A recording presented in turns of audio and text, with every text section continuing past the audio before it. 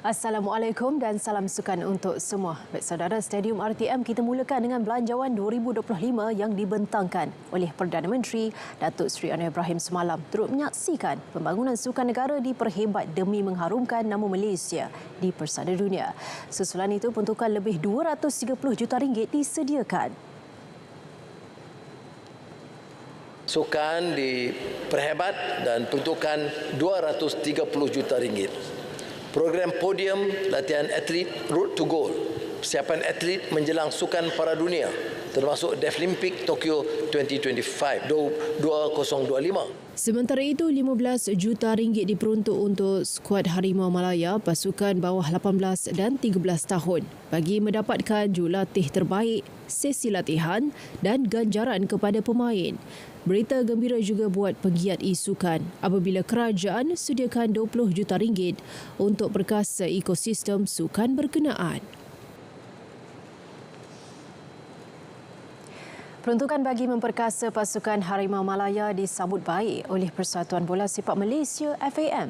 Naib Presiden FAM Muhammad Firdaus Muhammad mengucapkan terima kasih atas keprihatinan kerajaan dalam menyokong pembangunan sukan bola sepak negara.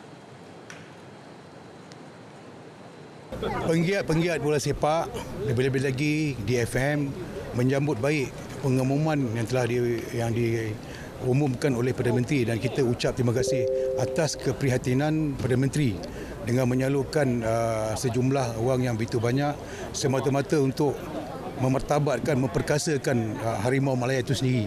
Menurutnya, peruntukan ini adalah penting untuk kemajuan sukan bola sepak. Terdahulu, Perdana Menteri Datuk Seri Anwar Ibrahim mengumumkan peruntukan sebanyak 15 juta ringgit untuk memperkasa pasukan Harimau Malaya dalam pembentangan belanjawan 2025 Malaysia Madani. Dalam pada itu, Setiausaha Agung FAM Datuk Nur Azman Rahman berkata pihaknya akan memanfaatkan dana tersebut sebaik mungkin untuk meningkatkan mutu bola sepak negara.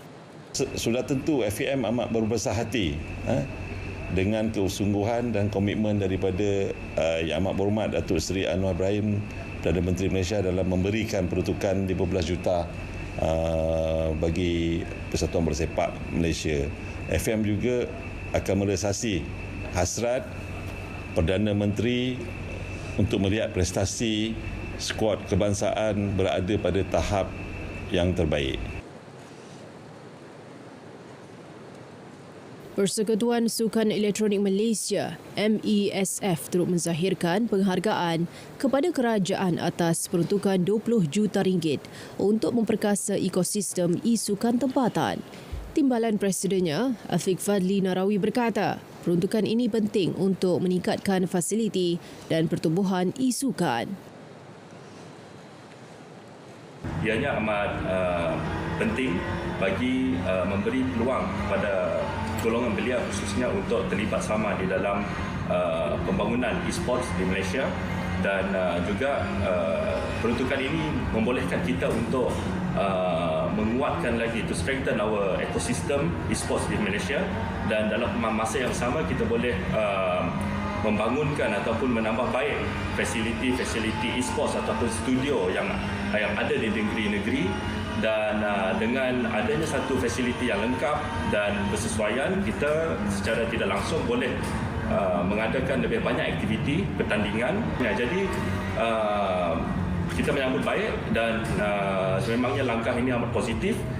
Menurut Afiq, ia sebagai iktirafan kejayaan Selangor Red Giants selepas dinobatkan juara Piala Dunia e-sukan 2024 di Riyadh, Arab Saudi Julai lalu. Ya, saudara, cabaran Malaysia dalam acara persoalangan lelaki berakhir apabila Justin Ho gagal mara ke separuh akhir. Justin ditumpaskan oleh pemain Taiwan Chi Yujen pada pusingan suku akhir kejohanan badminton Malaysia Super 100 di Stadium Juara Bukit Kiara. Pemain badminton yang berusia 20 tahun itu terpaksa akur apabila pilihan pertama kejohanan itu menunjukkan dominasi pada set penentuan sebelum menang 21-18, 17-21 dan 21-6. Eugene seterusnya akan melakukan perhitungan bersama wakil Jepun Ko Takahashi pada separuh akhir hari ini. Sementara itu, persaingan wanita negara Ong Jin-ye tewas kepada pemain Jepun Akari Kuhihara 21-17, 19-21, 4-21. Jin-ye meneruskan aksi dalam acara bergu wanita bersama Ong Jin-ye dalam pertemuan menentang bergu Hong Kong Lui Lok Sang Huyan. Pemain persaingan wanita negara Kelly Shana turut tersingkir di peringkat suku akhir apabila tewas kepada wakil Jepun Asuka Takahashi 21-19, 21-16. Menanti Asuka di separuh akhir ialah rakan senegara Karu Sugiyama.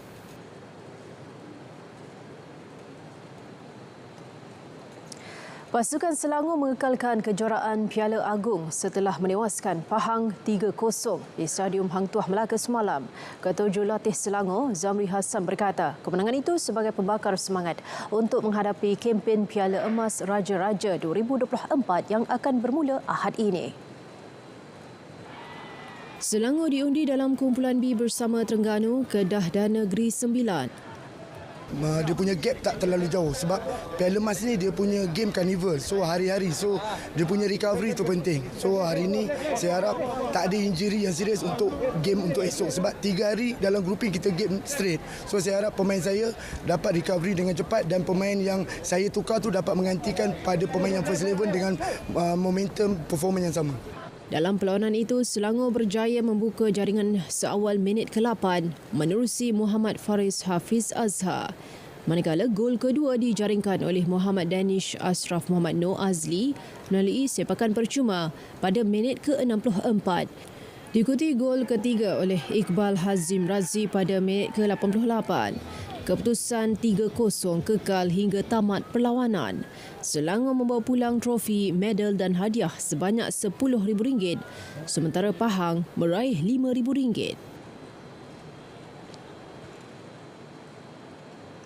Kejohanan Hoki Piala Sultan Johor SOJC 2024. Skuad hoki remaja kebangsaan sasar kedudukan podium menjelang aksi pertama hari ini di Johor Bahru.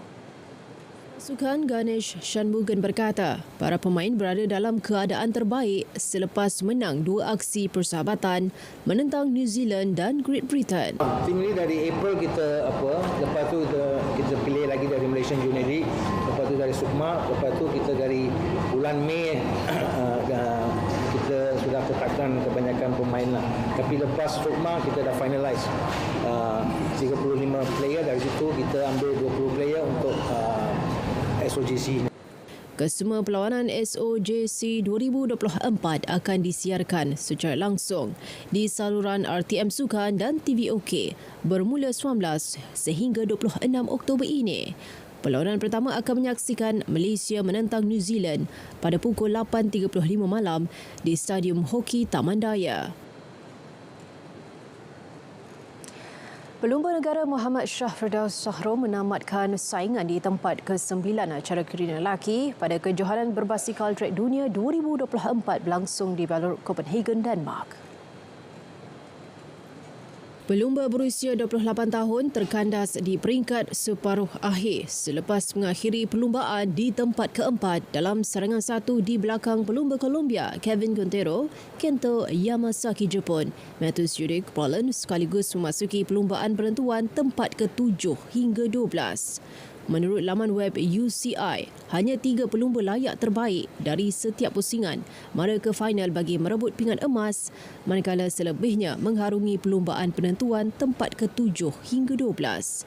Kento muncul juara dunia Kirin 2024, manakala pelumba Israel, Mikhail Yukolev dan Kevin masing-masing membawa pulang perak dan gangsa. Sementara itu, seorang lagi wakil negara Muhammad Ridwan yang juga adik kepada Muhammad Shah Firdaus menduduki tempat kelima dalam pusingan repechage sekaligus tidak layak ke suku akhir. Muhammad Shah Firdaus akan beraksi dalam acara pecut lelaki hari ini. Baik saudara, sekian Stadium RTM dari Sungai ke Segara, Palestin pasti merdeka. Salam sukan untuk semua.